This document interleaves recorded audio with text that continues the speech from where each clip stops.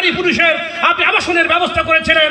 আজকে আওয়ামী লীগ সবচেয়ে তাই বনবাড়িয়ার মাটি বিএনপির খাঁটিতে রূপান্তরিত হওয়ার কারণে আপনার আদর্শ বুকে তারা ধারণ করবার কারণে আজকে আবাসন এলাকার মানুষ 17 বছর তারা উন্নয়ন থেকে বঞ্চিত হয়েছে। আজকে যে তারা যে পরিবেশে তারা জীবনযাপন করছে, বাস করছে, সেখানে বাস করার মতো না, তারা ঝুপড়ি ঘরের মধ্যে আজকে বাস করছে। আজকে তারা যেখানে বাস করছে ঝুপড়ি ঘর, সেখানে পানি পরে পলিথিন দিয়ে তারা সেখানে কোনোভাবে বসবাস করার সুযোগ পাচ্ছে। আপনি আমাদের নেতা, আপনার কাছে অনুরোধ রাখবো, আপনি যেমন বনবাড়ি আবাসন প্রকল্প স্থাপন করে তাদের থাকার ব্যবস্থা নিশ্চিত করেছেন, ঠিক তেমনি ভাবে আগামী দিনে আপনি আবারও জাতীয় সংসদ সদস্য হিসেবে নির্বাচিত হলে অবশ্যই আপনি এই বনবাড়িয়ার দিকে লক্ষ্য রাখবেন। পাশাপাশি এই প্রতিষ্ঠানের পক্ষ থেকে আমাদের নেতৃবৃন্দ যে সকল বক্তব্য উপস্থাপন করেছেন, এই বিদ্যালয়ের মাঠ আপনি সংস্কারের ব্যবস্থা করবেন। পাশাপাশি এই স্কুলের শিক্ষকদের পক্ষ থেকে আজকের অভিভাবক সমাবেশের মাধ্যমে আপনার কাছে তারা দাবি রেখেছে, আপনি যেহেতু শিক্ষানুরাগী একজন ব্যক্তিত্ব, বরেণ্য ব্যক্তিত্ব, আপনার পদচারণায় যেমন আমরা উৎফুল্ল হই, উজ্জীবিত হই, ঠিক তেমনি ভাবে আজকের শিক্ষার্থীরা আজকে তারা উজ্জীবিত হয়েছে।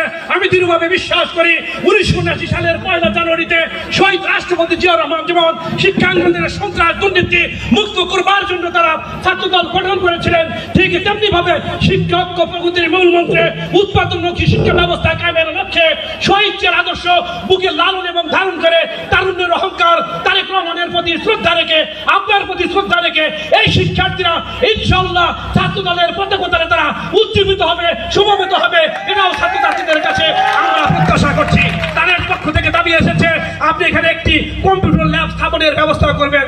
পাশাপাশি এই বিদ্যালয়ে পানি, বিশুদ্ধ পানি পান করবার জন্য কোনো ব্যবস্থা নেই।